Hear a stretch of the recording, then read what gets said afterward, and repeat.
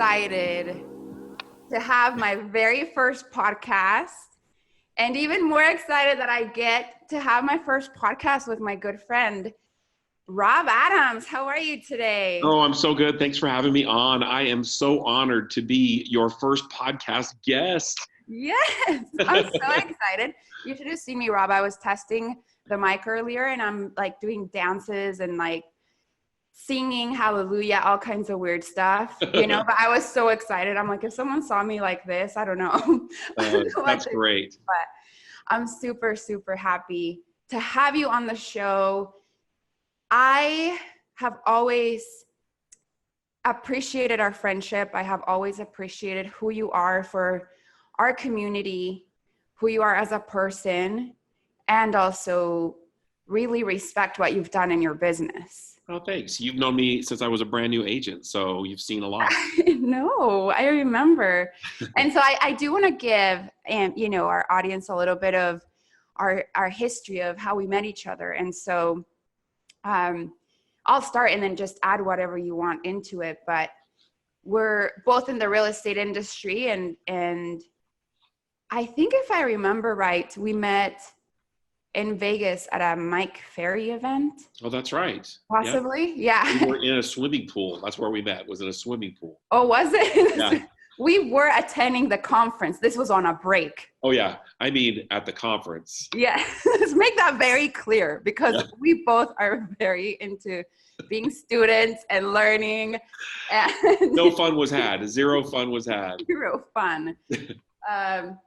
But yes, I believe that we met in Vegas, and then you were a real estate agent at the time.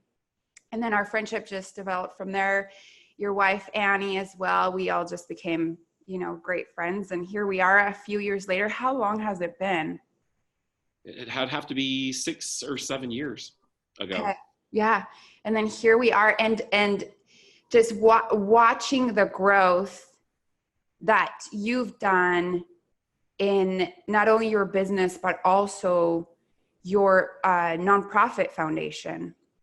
And I want to first focus on that. My intention for this podcast is to really focus on people that are succeeding highly, but also are very fulfilled in life. And you're the perfect example for that. So why don't you start by telling us about, this big project that you have and how it's grown and the name of it. I mean, just share with us. You ready?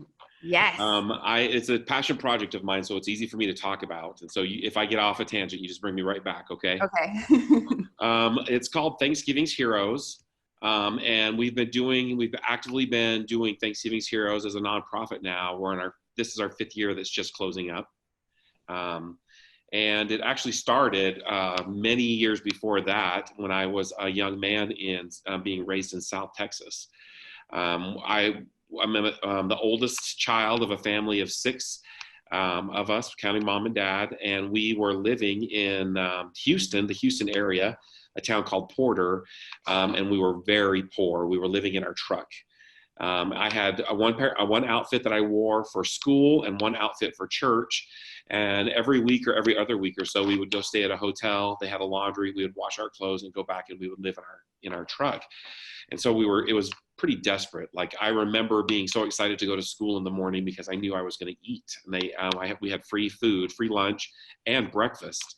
Wow. And I would just be so excited because I knew that was the only meal that I was going to get for the day. So your school meal was the only meal some days that you would have the opportunity? Most days. Wow. Yeah. And I just remember being so excited for lunch. And I remember kids talking about how they hated school lunch. And I just thought how silly they were. Like, this is the best meal of the day. And it didn't occur to me that we were poor. When you're a young person, you don't think of yourself as rich or poor, successful or not. It just was how things were. And I was a happy child. You know what I mean? I didn't really think, we're struggling. Right before Christmas, it was getting cold, not like Utah cold, but South Texas cold. It was getting chilly. And it was right before the holidays. There was a family called the Christiansons. They came to our property and they took us, had us load everything into our truck, and we drove to their home. And it was in a town called Kingwood. And the name of the town really was how the town was. It was a beautiful Kingwood. Houses were amazing, and their home had one of those great huge windows with the Christmas tree in the front, like in the movies. And they invited us into their home, and they asked us to stay. They were leaving to come back to Utah to visit with family from just before Christmas through New Year's. And so they offered their home, and they offered it freely. There was no, don't go over there, don't touch that, that's ours. It was like, this is your home. Please enjoy it. Underneath the Christmas tree, Nuria, was presents for me and my family. There was nothing for their family. There was clothes, socks, how grateful I was for socks. Just so excited. And this was way before the Sub for Santa was even a thing. I had never heard of anyone doing this. But Wow. what impacted me the most was the fridge being clear full of food. There was a turkey in there. There was a gallon of milk, a pumpkin pie. There was enough food to feed my family, Thanksgiving's leftovers or Christmas leftovers for a week. And so my mom, she pulled the turkey out. We started thawing that out like right then and there. And we cooked that, and we had like turkey a la king, turkey sandwiches. And I just remember thinking, this is awesome. One day when I'm rich, which in my mind, my 11-year-old mind was not living in my car with my family. That's what a rich person did. I'm going to do this for something else. And just to pause on that and, to point that out, just that perception, of you coming from nothing, and even the school lunch when you're going and you just cannot wait to eat. And then all of your, friends at school are complaining about the school lunch and just the joy that it would just bring you just from the simple meal. Yep. And just from having this experience at this house, that was beautiful, and presents and continue. But I just love that distinction and that perception. I really think that perspective that I had has kind of traveled with me to be really grateful for all that I have. As I've grown older and I've had that success, I have a house with a Christmas tree in the front window now. How grateful I am. Aww. Aww. Anyway, I'm just so completely blessed in my life, how far I've come. And I knew when I was that boy that I had to pay that forward. I knew it. Like there was no doubt that I would do it. So fast forward, I'm in real estate. I've been talking about this now for a few years. I won't tell you how old I am. Talking about it. My mom gets diagnosed with brain cancer, and she becomes incredibly mortal. She had her whole life there before her. And she said, Rob, I've heard you talk about this. You need to get out and do it. She kind of challenged me. And I said, okay, well, I think I can feed 10 families. I kept telling my friends about it, and I remember when you told me about it. I remember that conversation, of I really want to do this. My mom's pushing me for this, and you were asking me some questions just about nonprofit. Yeah. There's a need for this. And I went to the school district, and I found out here that locally 20% of the kids don't eat unless they're eating at school. That's 1 in 5 children are hungry, just like I was. And I just thought, that's nuts. Where we live, how blessed we are in this valley, there's no reason that we should have that happening. And so in my mind, I thought to myself, no hungry kids for Thanksgiving. That was in my heart, no hungry kids for Thanksgiving. And it just started to grow through social media. I was getting it out there. Everybody I talked to you, I talked to Joseph Gordon. I just talked to everybody. What do you think? Would you donate? Would you be a part of it? Come on, let's try this out. And that first year we fed 755 families. Which is incredible. You just wanted to do 10. That was my goal, was 10. And I'm so grateful for the school district, because the day of the event, I sat up and I thought, how am I going to unload these trucks? It didn't even occur to me. I'm not the detail guy. I'm the visionary guy. 755 10-pound bags of potatoes, and what? I hope someone shows up. And it was amazing at our first location. There was people there. We were unloading the turkeys like sandbag style out, and we set the things up, and the school district was so organized and prepared, and out the meals went. They went, and families kept coming back, and they were like, this is the most amazing experience. Rob, you have to keep doing this. And I thought in my mind, no, check that box. I felt like I've done my thing. I remember actually talking to you again, being like, Nuria, that was hard. I don't know if I want to do it again. Do you remember that? Yes. And you also were going through some difficult times in your life too, where you were questioning, if it was the right thing to do and just the right timing. Yep. I lost my mom that year. It was a very difficult year, but I remember our conversation, if I could reflect on that, like you were so adamant. You looked me in the eye and you said, Rob, if you stop doing Thanksgiving's Heroes, you're making a huge mistake. Those were your words. And it's true. It's so true. So that year we had about 6 weeks before Thanksgiving, and we had fed 533 families. The next year it grew, and after that it grew. This year we fed 2,543 families on the Saturday before Thanksgiving. Wow. Yeah. I mean, over 2,500 families received a Thanksgiving meal. Let's just be clear what that is. That's a 20-pound turkey, 10 pounds of potatoes, a gallon of milk, the fixings for green bean casserole, all the way down to the cranberry sauce. It's the whole meal. And when you deliver that meal, it's a couple trips to your car. I want there to be a significant amount. 5 people get fed for a week on this meal. That's how I figure the amount of food. Yeah. And I mean, I've had the opportunity to deliver some of these meals, and you're right. It's a full-on Thanksgiving meal, and just seeing all the people from that receiving end, you know, the big smile on their faces and just how grateful they are. And I can see you as a reflection, you know, of like, this was Rob, and how incredible it was for you to just have this idea and take action with it, because it was so dear to your heart. And I can relate to some of it too. Like, I also, you know, people gave to us when we first migrated here, and I had similar experiences. So that the joy that something like that gives you in return, when you're just simply helping other people. And strangers. We're helping strangers. There's people, there was total strangers showing up to help total other strangers. And we're in a world that we so believe that we're isolated and everyone's out to get me, and these people are showing up, just donating their time, their money. They're showing up and they're helping people they don't even know.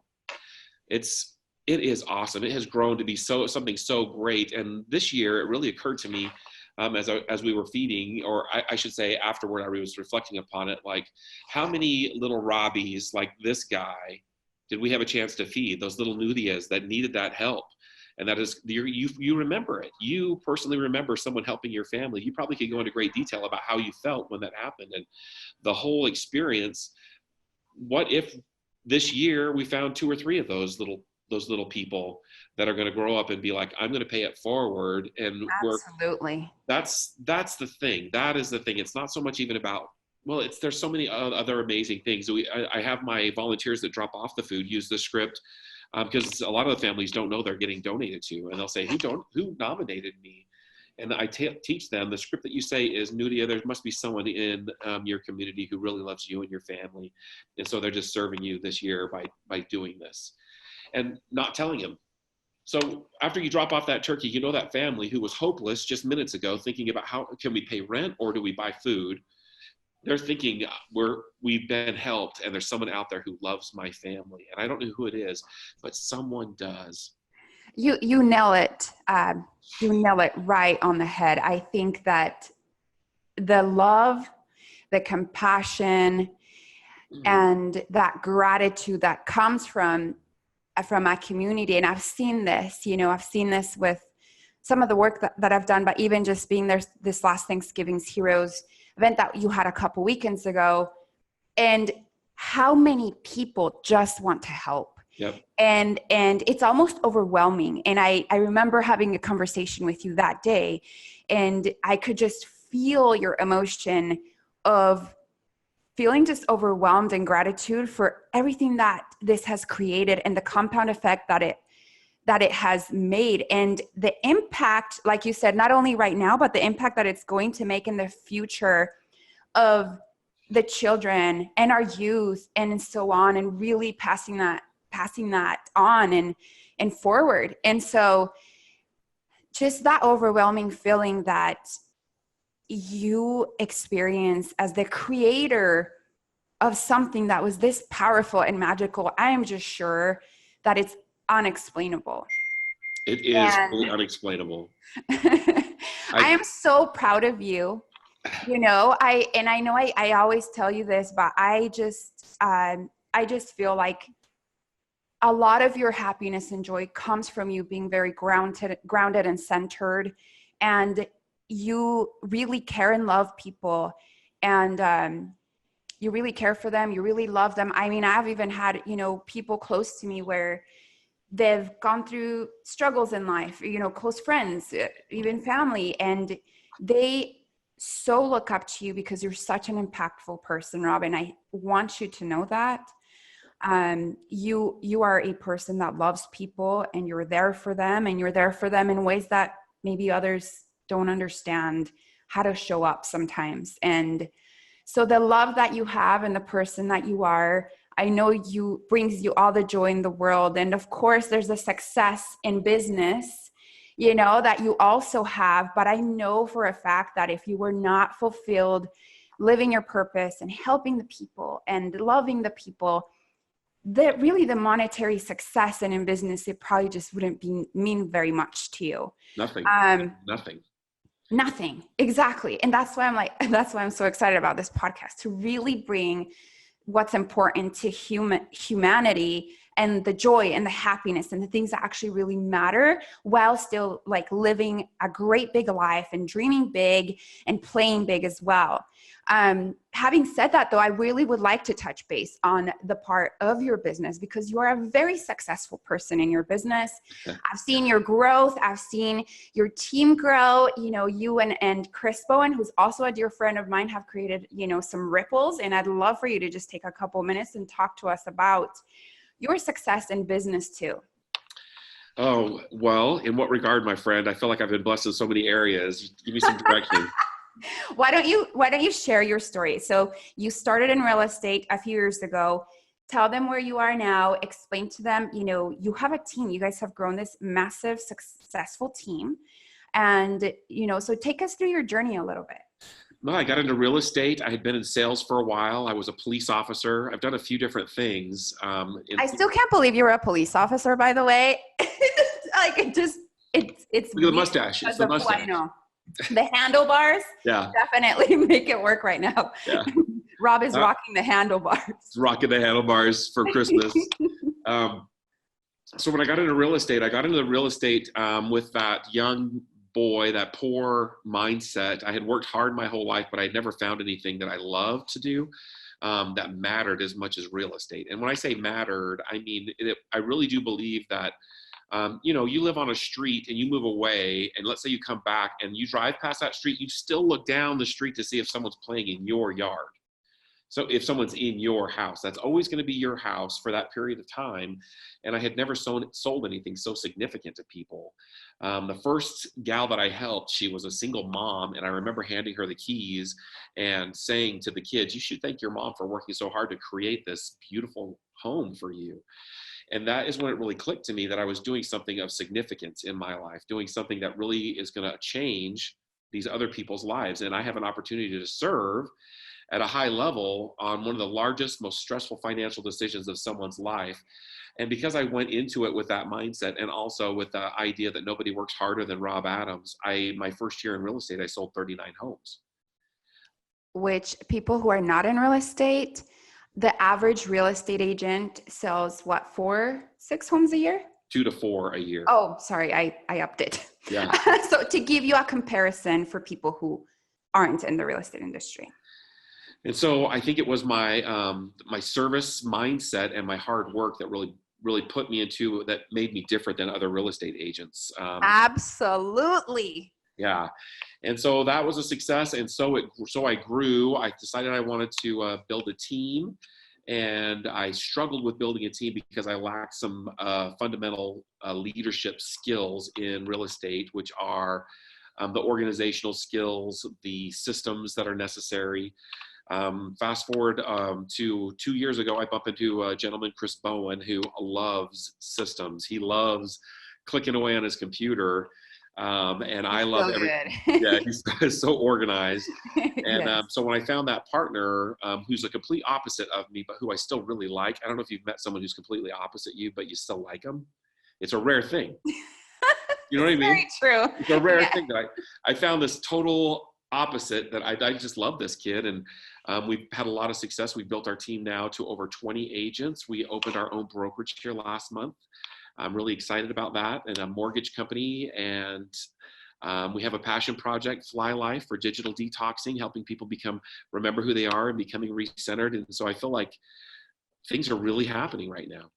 That is so incredible. I mean, again, you're very humble, in your story and sharing about the success that you've had in such a short amount of time. I mean, you literally just, open up your brokerage with your highly successful team, and all the side projects that you continue to do to make an impact in the world and your community and humans is just so impressive. And I absolutely love what you do. I feel Thank you. that, I've always been a fan of you, and I'm just so proud. I love watching people succeed. I really get joy out of it. I'm like a big cheerleader. I'm like, yes. Oh yeah. That's one of the reasons I like being around you so much, is because you really do. There's no, gosh, Rob lives in a really nice house, I'm jealous of that. It's like, Rob, you live in such a beautiful home, or your business is going so well. You're just so like excited for me to be successful. And it needs a lot more coming from you, because you really did meet me after my first year in real estate, when I was still trying to figure out, is this what I want to do? Is this a direction that I want to travel in? And you've been so your compliment means a lot. There's people who say, Rob, you're so successful, but they don't know where I came from. They didn't see that young, scared agent wondering if can I do this? So. Well, thank you. Thank you.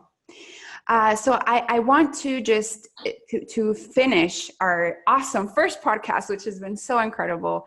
I want to end it with asking you two last questions. Oh boy. Two final questions so that we can help.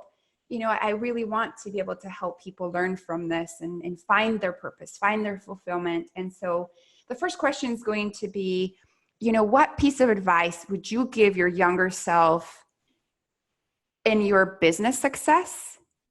And then the second question will be, what is a piece of advice that you would give our audience and listeners out there of how to find fulfillment and purpose? Oh man, if I could go back 10 years and put my arm around that younger man's shoulders, I would tell him probably two things. Number one is you need to believe in yourself. You can do it. If you put your mind to it, you can accomplish your goals. It's just that simple. Work hard and believe in yourself. The second thing I would tell that young kid was, it's all going to work out. Don't worry about so many things. It's easy to get stuck in worrying about what if and how about and maybe and oh my gosh. Don't worry about that. It's going to work out. Just work hard and be yourself. Work hard and be yourself. Believe in yourself. As far as fulfillment goes, fulfillment is a sliding scale, Nuria. Like, it changes all the time what it is I need to do in order to feel that deep sense of joy and happiness in my life every day. And there's some fundamental things that need to happen every day in order for me to feel fulfillment. The first thing is I need to be clear about what I want out of today. I have to set my intention every day. The second thing is I need to visualize my success in those things every day. I can't just show up. Before this podcast, I thought in my mind about how it would go, and I saw my success in that podcast. Our lives are too short to wait for success to show up. We have to see it, and then we need to do it. The power of envisioning. And I just want to touch on that, because it's so important, the intention and then envisioning the outcome that you truly want and how powerful that is. So thank you. And by the way, I know that, if you're not watching this through the YouTube video that we'll also post, I want to make sure that you guys can feel Rob's emotion. There's been a couple of pauses where I see in his eyes and he starts getting, a little bit of a teary-eyed, because he's so emotional about the conversation he's having, and the authenticity, really impacts. So I just want to also point that out if viewers aren't able to see you. Oh, well, thanks. It's embarrassing to be crying on your first podcast. No, you didn't cry. It was just the emotion, it was just a little bit of the tears. I can feel it. So I just want the audience to feel that as well. Thank you. The final thing on fulfillment is to find something that you're passionate about, and then don't make any compromises. Do not compromise. If you're passionate about something that you want to have happen, if you're passionate about serving somebody, dream big and be passionate about it. There's not enough passionate people in the world that believe deeply in their hearts that they cannot fail, and just run with the ball. Even if you fail, you're not failing to zero, you're failing to a progress point that you can pick up and start from again.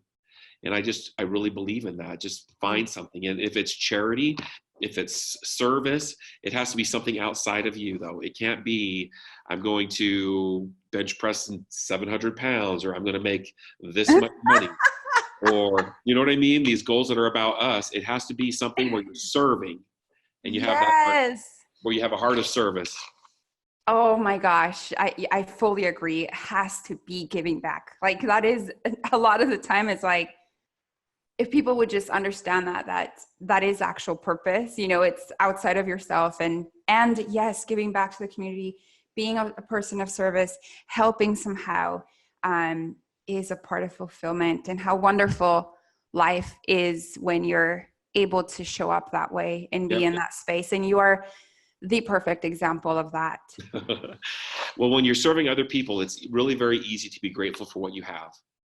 When you're only serving yourself, it's really easy to be, to focus on what you don't have. And so there it is.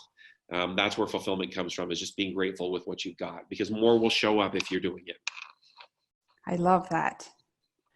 Well, Rob, this is the conclusion of my first podcast. Woohoo! Congratulations. Thank you. I want to thank you so much, for being a part of this. And the intention here is that we share our voices, and many people will be helped by the words that you've said today. And so thank you from the bottom of my heart. I love you. I'm so proud of you. Love you too. Thanks, Nuria. And hope you have a great day. Thanks for listening, everyone. Okay, just kidding. I have to, before we really said goodbye, I have to add this. I know that we talked a lot about Thanksgiving's Heroes, and there are so many ways that people can help contribute, whether it's with money, whether it's with their time. And so please share with everyone how they can actually help. If you'd like to be involved on those levels, even if you just like to stay tuned and see what's happening, you can find us on Facebook, Thanksgiving's Heroes. There's an S in the middle, Thanksgiving's Heroes on Facebook. Of course, you can always look me up on Facebook. I talk about it nonstop. And the final thing is our website, www.thanksgivingsheroes.org. Please check it out. We're going to have events this coming this new year. It's going to be amazing. And I'm so grateful for the opportunity to share this. Thank you. And he's moving into different states as well, which is amazing. Yep, it's amazing. Florida, Texas, and Arizona this year. Wow. And if you're wanting to bring it to your state, this is a great way to also get a hold of Rob. And so it's Thanksgiving's, right? Plural? Yep. Heroes.org. .org. Thanks again. This is The Real Goodbye. Thanks, everyone. Bye.